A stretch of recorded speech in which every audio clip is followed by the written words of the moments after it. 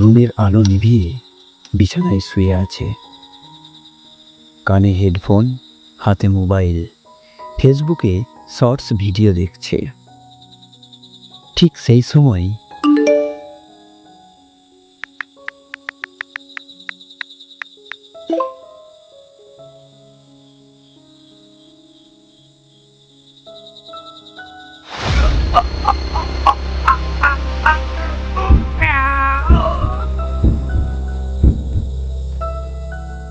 আজ ভোর 5টা 30 মিনিটে তার নিজ বাড়িতে ইন্তেকাল করেছেন। ইন্না লিল্লাহি ওয়া ইন্না ইলাইহি রাজিউন। সকালবেলায় সবাই খবর পেল ঘুমের মধ্যেই তার মৃত্যু হয়েছে। এক বন্ধু কাঁদতে কাঁদতে বলল, কাল থেকে নামাজ শুরু করবে বলেছিল, কিন্তু কাল তো আর আসলো না তার।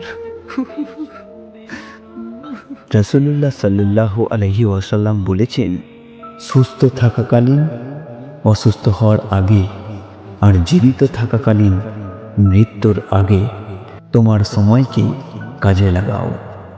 আমরা অনেকেই বলে থাকি, কাল থেকে নামাজ পড়ব, কাল থেকে বদলে যাব, কাল থেকে ওই কাজ আর করব না।